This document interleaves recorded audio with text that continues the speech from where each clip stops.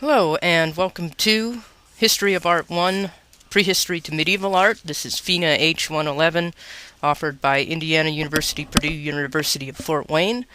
My name is Dr. Aaron Schwartz, and I'm going to be the professor for this course. So this is our Week 1 lecture, our very first one. And at this point, before you go on and watch the rest of this video, I hope you've had a chance to get onto Blackboard, you've read our syllabus, you have an idea what the schedule is.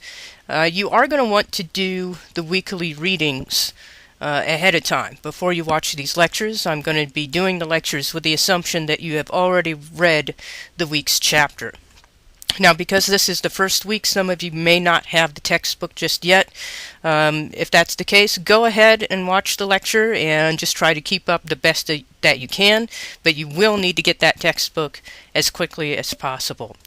So, for this week, we're going to be going over Chapter 1, and in these lectures and in these presentations that I'll be giving you, you're going to notice a lot of images that are not in your textbook, some that are in your textbook.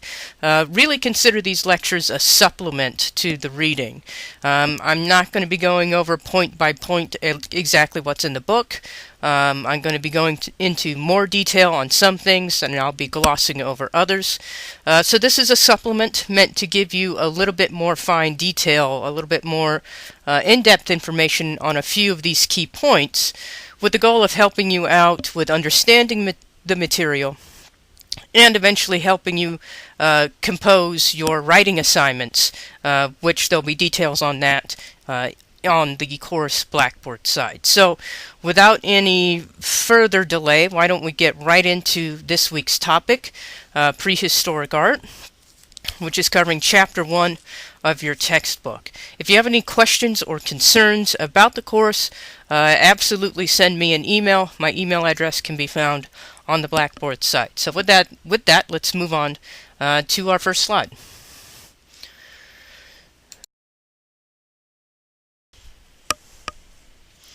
First, let's begin with a few basic terms. First of all, prehistory. We're looking at prehistoric art. So let's just make sure we're all using these terms the same way. When we're talking about prehistory, all we mean by that is the prehistoric era, which means before written language, before human beings developed written language systems and created the historic record. That can be broken down into a couple of different eras. First of all, it's the Paleolithic, which roughly translates to the Old Stone Age. Paleo basically meaning old, and lithic meaning stone. Neolithic, as you might imagine, means new Stone Age. These terms aren't that complicated, really. It's in the Neolithic era that we'll start to see some major revolutions in how human beings interact with each other. This is where we'll start to see permanent human settlements and the development of written language systems and more sophisticated language systems. So we're going to start in the Paleolithic era and take a quick look at a few Paleolithic cave sites and some of the amazing artwork that we find in these areas.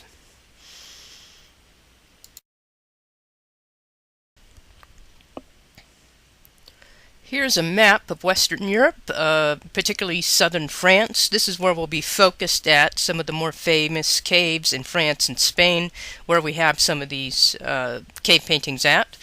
This is just a reference. It's helpful to know where we're located geographically. As we move on in the semester, we're going to be jumping around all over the globe, so we'll want to keep in mind where we are. So we're going to be taking a look at Altamira in Spain. We'll be taking a look at Chauvet in France. We'll also be taking a look at Lascaux in France as well. Just a few of the many, many Paleolithic sites scattered across Europe. And as you'll see, there's some really amazing pieces here.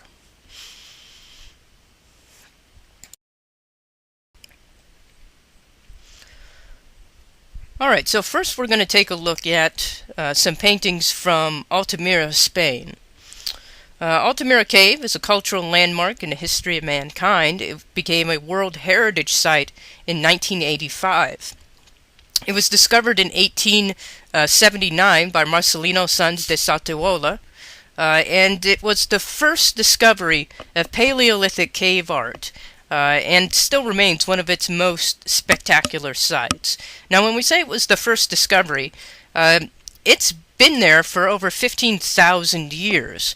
But as Paleolithic human beings left this area and moved on and created settlements and eventually evolved into Neolithic societies, these caves became unused and were largely abandoned and overgrown and so on.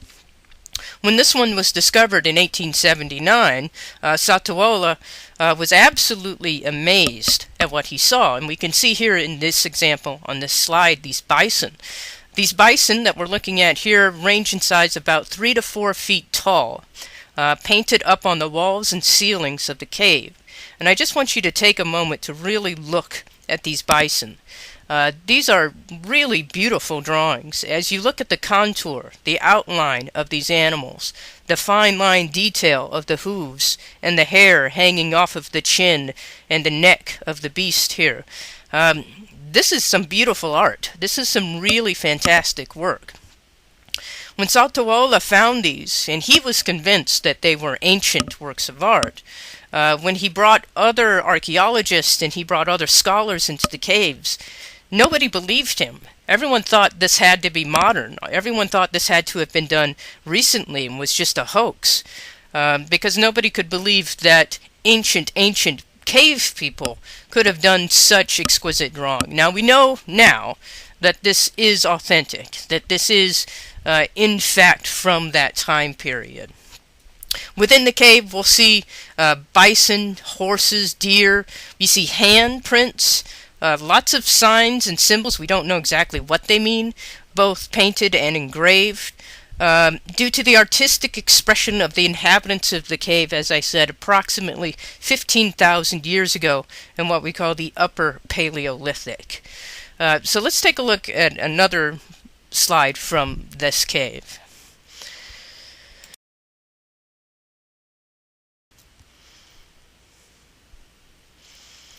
Here's another section of paintings from Altamira, where you can see another one of the buffalo in the center of the piece, along with the deer off to the left. Some other animals, symbols that can be a little bit hard to determine along the bottom of the plane there. You can see that the texture of the rock is quite rough and cracked. It's not a smooth surface.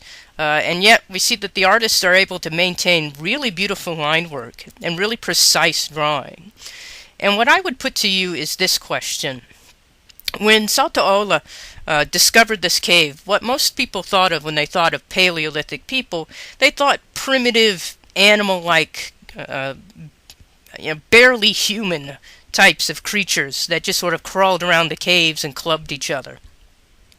What the discovery of this cave and other prehistoric caves have indicated to us is that the people who inhabited these caves, who used these caves, were in fact probably a lot more like us than maybe we want to admit. Because these are really sophisticated drawings. Again, I'll draw your attention to the detail, to the fine line work. And I would propose to you, as you look at that buffalo in the center of that picture, on the center of that wall, whoever painted that, this wasn't his first painting or her first painting. This was a person who was practiced. This is somebody who had done this before. And I'm going to come back to this point because I think it's really, really important that we understand how important these paintings are, not just generally speaking to our history, but to the people who created them. So, take a moment to really examine these images here on this slide and in your book. Then we're going to move to Chauvet and take a look at some of the images there.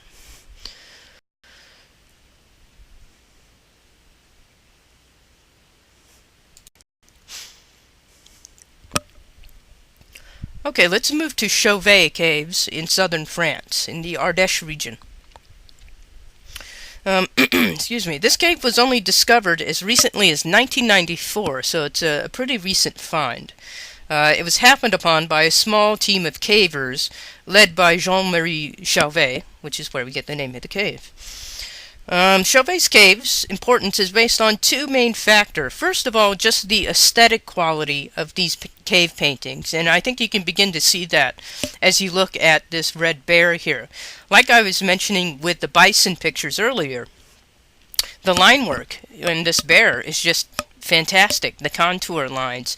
There's some very subtle shading. I like that the bear looks like he's smiling a little bit. It's a really beautiful and expressive piece. The second reason that Chauvet caves are so well known and so important to us is their very great age. With one exception, all of the paintings have been dated between 30,000 and 33,000 years ago. In 1998, a preeminent French prehistorian, Dr. Jean Clotet, I believe is how you say his name, headed the research team into Chauvet under great security. The fact that these cave paintings were executed so skillfully, yet so deep within prehistory, has forced us to really abandon prevailing views that early art was naive or primitive in any way. So not only is this art very old, it's very highly varied. There are lots of different kinds of images and a great variety of animal forms that we see in here. So as we look at this image of the bear, and again, to give you an idea of size, this is approximately 4 feet high, and it's up on a wall. It's not easy to get to, and none of these caves, Altamira, Chauvet, Lascaux, none of these caves are very easily accessible. And I think that's going to be really important to understanding the importance of these pieces. So let's take a look at a few more slides, and I'll just say a few brief things about them as we look at them.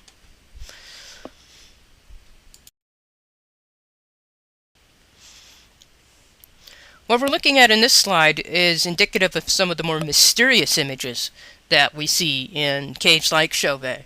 As you can see, it's this odd assemblage of red dots on the wall. And there are lots of theories about what it could possibly mean, but nobody knows for sure. Some theories have suggested that this might have been some sort of population count, like a census. So each dot represents a person within the group of people who would have frequented this cave. Somebody else has suggested that perhaps we're just looking simply at a pattern or coloration, but the outline of the animal that it was supposed to represent is no longer on the cave wall, so we just see the dots. Given how well preserved all the other paintings are, I don't know about that one. Excuse me. It's a very intriguing assemblage of dots, though, and I also want to call your attention to how it's positioned on the cave. You can see that there are sort of formations and a little crag in front of it, and it's in kind of an isolated spot.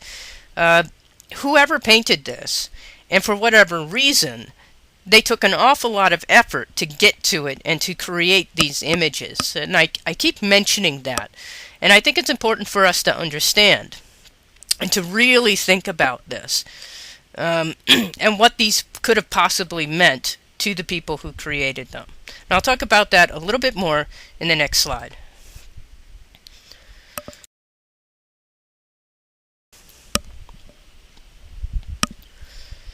Here are two different sections from inside Chauvet. So we see some horses here and then some lions. And you'll notice that you'll see several different images layered on top of each other.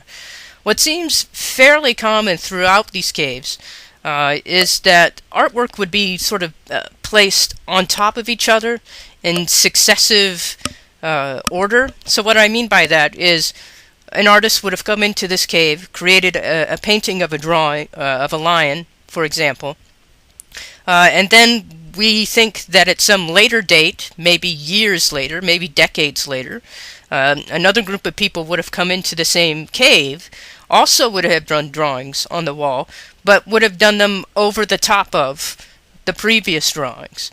So was there a special significance to the placement of the drawings? Was it symbolic in some way, or was it just practicality? There's a lot of speculation. And unfortunately, it'll probably always just be speculation. But I want to come back to what I was talking about, what I indicated earlier, with how important these must have been. As you look at these, and you look at the rest of this presentation, really think about being a cave person. Really seriously think about being a human being in Paleolithic times. Your everyday existence is a struggle for survival. You need water, you need food, you need shelter, you need to make sure that the other people in your group, in your family, in your clan, that they're all going to survive, that they're all pitching in to help. All of you are responsible for the well-being of the children in the group, making sure that they survive. And at this time period, we're hunters and gatherers.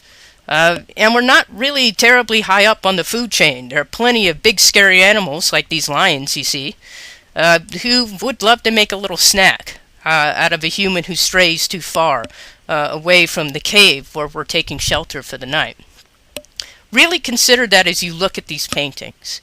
Because as I mentioned, they're exquisitely drawn. They're beautifully done.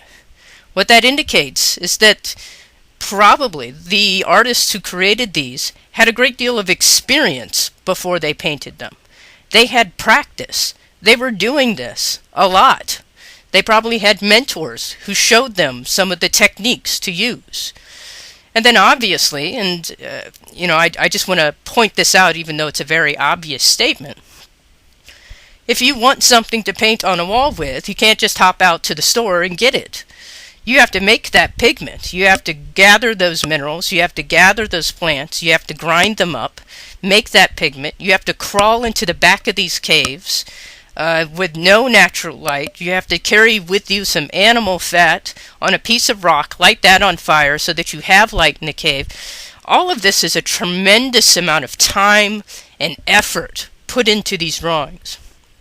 For every minute, for every hour, for every day that is spent creating these paintings, creating the materials to make these paintings, that is a minute, an hour, a day that individual is not participating in other aspects of survival. They're not hunting, they're not gathering. I suppose they could be watching children, but that might be difficult in a dark cave. But what that indicates to us is that if the overall society supported this, allowed members of that society to go into these caves and create these works of art, supported them in that endeavor, made sure that those people who are not hunting and gathering water and so on still have food and water and what they need. That indicates that the rest of that group supported this activity and thought that this activity was really important. Because again, your daily survival in prehistoric times, not guaranteed. So every moment that you spend on something like this is a moment spent away from securing your survival. That tells us something. That tells us something really, really important about these people and about how they viewed these artworks. And a lot of it is still a mystery. We still don't know exactly why they painted these, what they were used for, what they symbolized. But one thing I think we can all be certain of is that they were immensely, immensely important. So I want you to keep that in mind as we look at the rest of these images.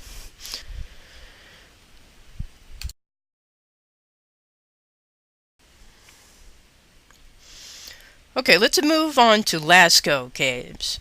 This is probably one of the most famous prehistoric caves out there. It was discovered in 1940 by a group of teenagers who were out exploring, and they just happened upon this. The cave complex was opened to the public in 1948. And you can see a map of the cave complex here. It's actually quite complex. It was open to the public in 1948. By 1955, the carbon dioxide produced by over 1,200 visitors per day had visibly damaged the paintings. The cave was closed to the public in 1963 in order to try to save the art. And that's something to keep in mind with all of these caves, not just Lascaux, but everything we've been looking at. All of these drawings, all of these paintings, have been kept in near pristine condition in these caves, which are actually fairly climate controlled. So for tens of thousands of years, these paintings have been almost untouched by age. Come along to the 19th, 20th century when we start opening up these caves to tourism, and they become immensely popular with tourists.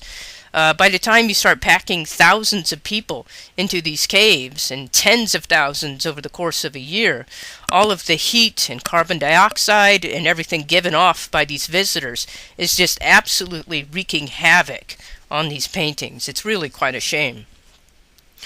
After the cave was closed in 1963, the paintings were restored to their original state and were monitored on a daily basis. Rooms in the cave, as you can see in this little illustration here, include the Hall of Bulls, the passageway, the shaft, the nave, the apse, and the chamber of felines. Lascaux, too, is a replica of the cave. It has the Great Hall of Bulls and the painted gallery, and it was opened in 1983, about 200 meters from the original cave site. Reproductions of other Lascaux artwork can be found in the Center of Prehistoric Art in France. Since 1998, the cave has been beset with a pretty nasty fungus, variously blamed on a new air conditioning system that was installed in the caves, or the use of high-powered lights and the presence of so many visitors. As of 2008, and I think this is still accurate, the cave contained a black mold which scientists were and still are trying to keep away from the paintings. In January 2008, authorities closed the cave for 3 months, even the scientists and preservationists. A single individual was allowed to enter the cave for 20 minutes once a week to monitor climatic conditions. Now only a few scientific experts are allowed to work inside the cave, and just for a few days a month. But the efforts to improve the mold have really taken a toll. And there are apparently black splotches on a lot of the paintings. Because of all of that trauma to the paintings, it's extremely difficult to get into Lascaux. And for the most part, I think visitors are still restricted to Lascaux too. Just a fascinating story on how our love for these sites and how our modern interest in prehistoric art has caused a lot of unintentional damage.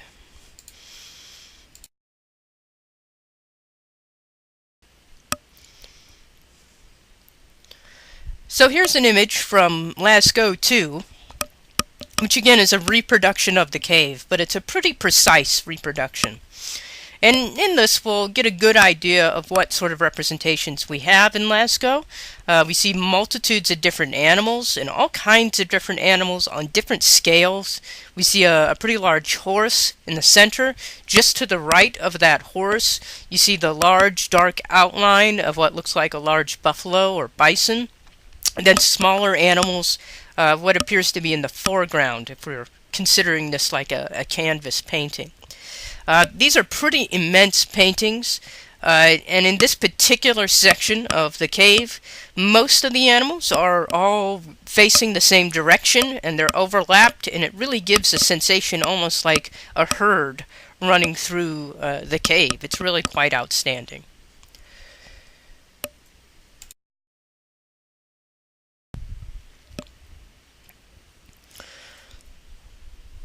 Okay, this image, also from Lascaux, is of a megaloceros. And I have the term for you if you're interested in how that's spelled on the slide. So what's also kind of neat about these images are not just what we can maybe suppose or try to figure out about ancient humans, but it also gives us a glimpse into the ancient world around those humans. So this is a species of deer, the megaloceros, which were found throughout Eurasia from the late Pliocene to the late Pleistocene, and were pretty important and quite large herbivores during the Ice Ages. So you can see this big black silhouette and these really incredible looking antlers coming off the head of the creature here. Below it seems to be some sort of square and some dots. I don't have the context for that to give you any more information about that, but I can let you know a little bit more about this animal, because as I said, it's a now extinct animal, but we do know a little bit more about it, and we'll see on the next slide.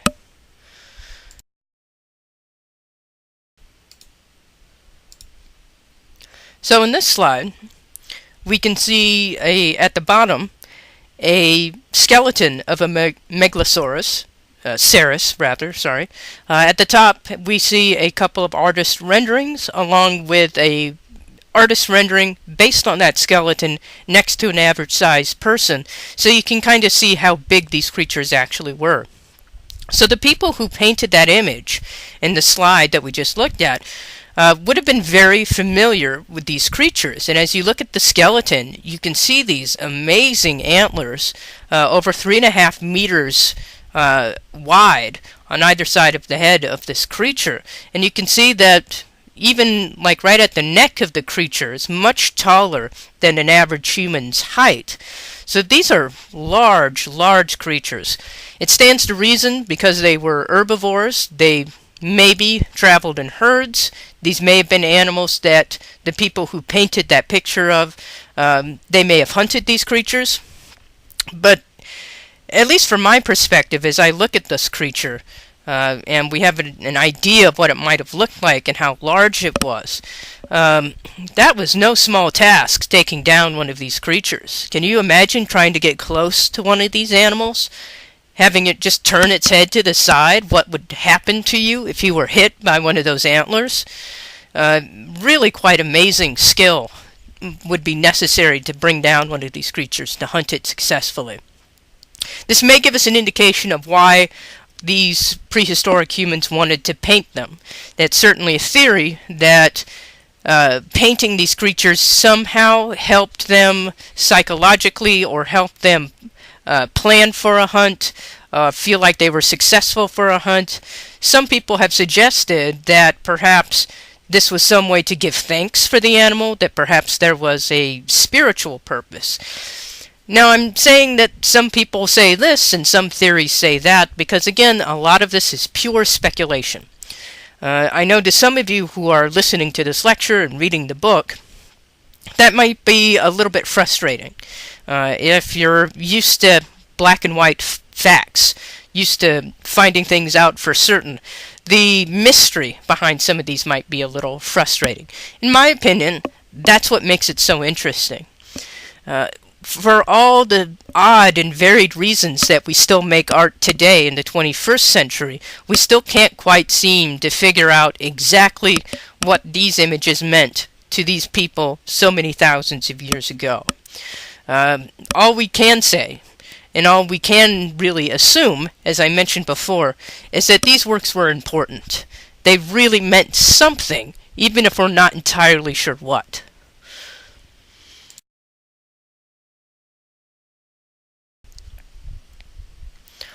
Alright, and we'll leave Lascaux with a quick look at this image taken in the 1940s of the original walkway built in the 40s going into Lascaux. And this will give you a sense of how large these caves are and where the placement of these animals are on the cave. As you can see in this example, with these herds of animals on either side, they're very high up, and they're on that inclined surface. You can see the natural curve of the cave, almost like a barrel vaulted ceiling. Extraordinarily difficult to get up there to paint those images.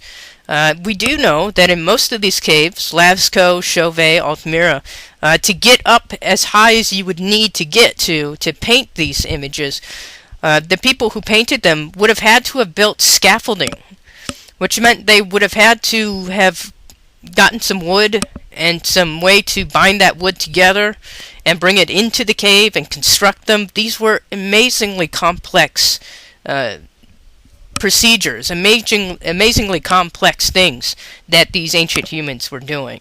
So if you can take away anything from today, I hope that that you're able to put aside any misconceptions you might have about primitive, so-called primitive prehistoric humans.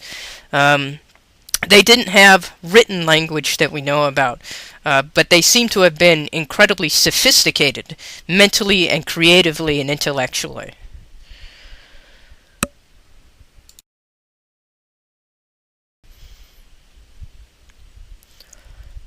Alright, I do want to take a moment to at least mention some carving from the Paleolithic era. And I'll show you a couple of images here. I'm not going to talk in a lot of depth about these images because we're going to be viewing a film. You're going to be watching a movie that's going to discuss these in more detail, and certainly your book has more detail on them. I will draw your attention to the little lady there at the top, where you see her front view, side view, and rear view, and then you see her being held in the hand of an archaeologist. That is the very famous Woman of Willendorf. She dates to approximately 28,000 BCE. She's carved out of limestone, and as you can see, she's quite small, just a little over 4 inches. Now, as you take a look at her, you're going to notice a lot of peculiar things. She has some very exaggerated features, some very exaggerated breasts and the stomach. You'll notice some emphasis on the genitals. While the legs themselves are very abbreviated, she does have arms. If you can pay close attention, you can see her arms, but they're very minimal. And you can see that over where her face and head should be is like a beadwork pattern almost that sort of coils around the top of her head. She's really quite a remarkable image, and as abstract as she is, as blown out of proportion as parts of her are, she's very skillfully carved. Very well done. Excuse me. She's a very tiny piece, as you can see.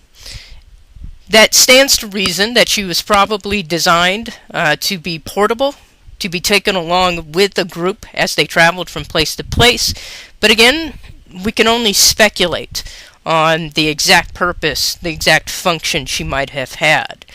Given the exaggerated features of the breasts and the stomach, it's reasonable to assume that she might have had something to do with fertility or childbirth. Certainly that's a pretty standard theory out there about her. What I find remarkable about the Woman of Willendorf, although she's kind of the famous example of this, she is not at all unique. We see these little handheld figurines of female figures almost all over Europe. There are dozens and dozens of them that have been found all over Eastern and Western Europe and all of these different sites. They're all unique, of course, all individually done, but they're all exaggerated in the same way, which is really remarkable. So again, I'm not going to say too much more about this because you'll be watching a film that has a lot more detail that you'll be able to get out of that. But what we don't see in Paleolithic carving, almost no images of men. Now, not exclusively no male images. There are some, but the preponderance of what we found have all been female images. That's a very interesting thing, I think, and one I want you guys to be thinking about. Why do you suppose that is? Why the focus on the female body, and why the focus on the exaggerated female body in the way that we see it here? So be thinking about those things.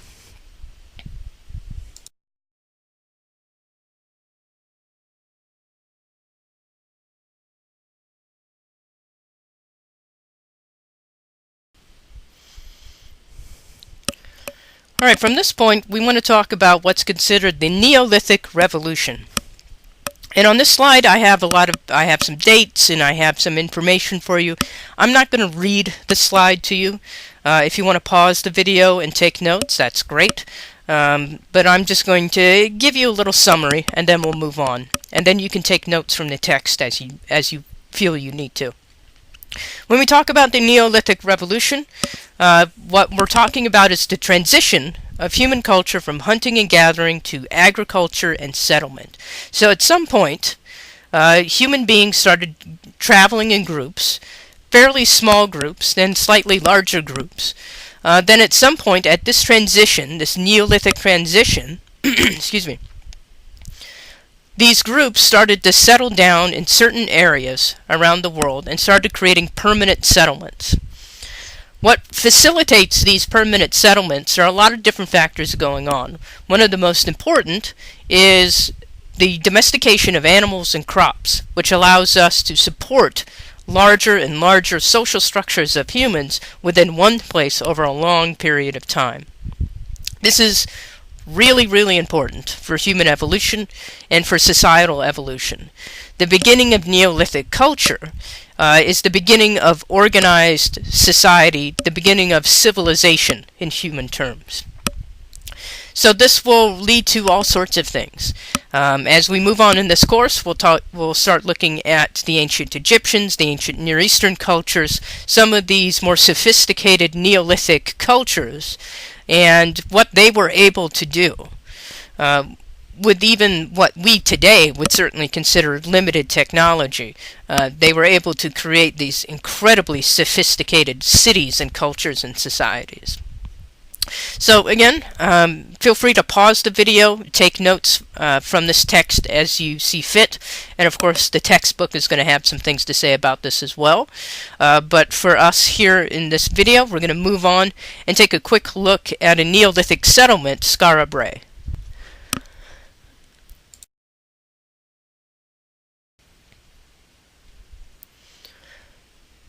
So what we're looking at here are the remains of a Neolithic settlement in Scotland, excuse me, called Skara Brae. It's a stone-built settlement located on the Bay of Scale in Orkney, Scotland. It consists of 10 clustered houses, and it was occupied roughly from about 3180 BCE to about 2500 BCE. It's Europe's most complete Neolithic village, which obviously makes it quite important. Skara Brae gained UNESCO World Heritage Site status as one of the 4 sites comprising the heart of Neolithic Orkney. This is older than Stonehenge. We'll take a look at Stonehenge here in a little bit, but the reason we're looking at this first is because this came first.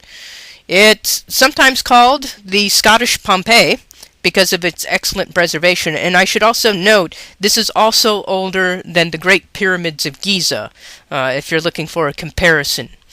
So older than Stonehenge, older than the Great Pyramids of Giza. What you're looking at in this image there on the coastline, you can see off to your left the coast. The excavated houses, the excavated sites here in this village. You can see these are very large stones that have been stacked to create the walls and living area inside of which you can see there.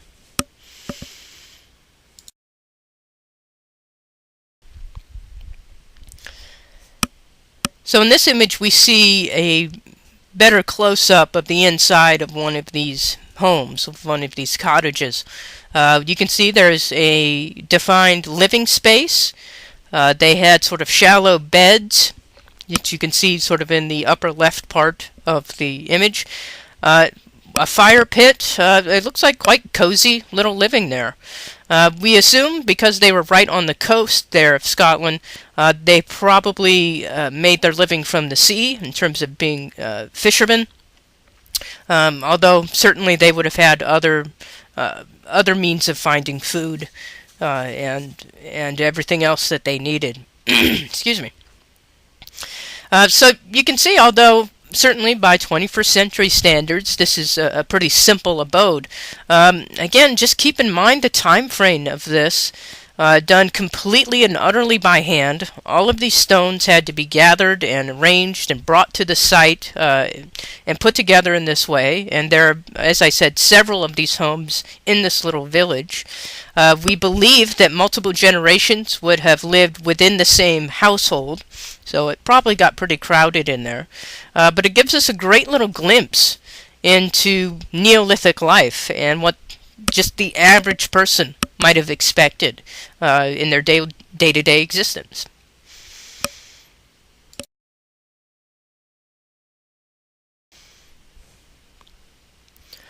So the last Neolithic monument we'll look at this week is Stonehenge. which I'm guessing most of you have probably heard of before. Here's a little bit of information for you. It was constructed in 3 phases. It's been estimated that the 3 phases of construction required more than 30 million hours of labor. I'm not exactly sure how they came up with that number, but it's pretty impressive. Speculation on the reason it was built ranges quite widely, from anything from human sacrifice to astronomy. You will find books and articles and all kinds of information to support all kinds of different theories. A little bit more concretely, we estimate that it was built somewhere around 2100 BCE. We know that it's in Wiltshire, UK. It has a number of different kinds of stone that creates the circles. Bluestone, sarsen, Welsh sandstone. And we believe that it was probably most likely used and aligned to the lunar calendar and the solar calendars, and most likely it had some sort of worship or spiritual aspect. So in this image you just see a little bit of a ground plan of sort of the central area of Stonehenge. It's actually quite a large site, but most people are just familiar with the center of it, the most famous trilithons in the center. In the next slide, we'll take a look at another ground plan to give you an idea of how it's laid out.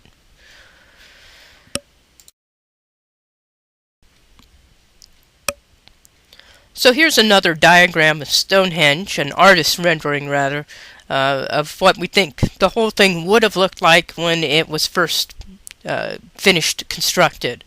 You can see there are a couple of concentric circles composed of trilithons. These are post and lintel constructions forming those circles. Within the center area is sort of an oblong shape of different sets of trilithons, and as you can see, the shaded stones in this drawing, those are the ones that are still standing. So there's, over the course of a couple millennia, lots of things can happen. And a lot of the stones have been knocked over, a lot of them have been damaged, but it's still quite an amazing sight. And to give you an idea of that, if you haven't had the chance to go to Stonehenge, we'll just take a quick look at a couple of images.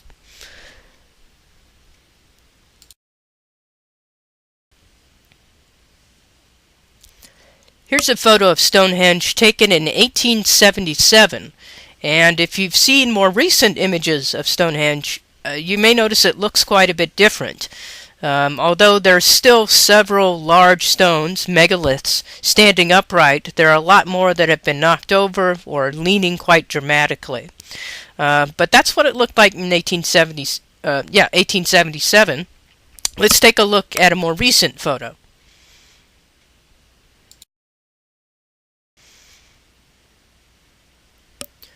Here's an image of Stonehenge taken in 2008. So you can see quite a bit of repair and reconstruction has gone on there, bringing some of the stones upright again and just trying to make the space a little bit more safe. This is, of course, a tourist mecca. People absolutely love to go there. I've had the good fortune of being able to go there. It's quite an amazing sight, incredible to actually see in person. So we'll just take a quick look at a couple of more images.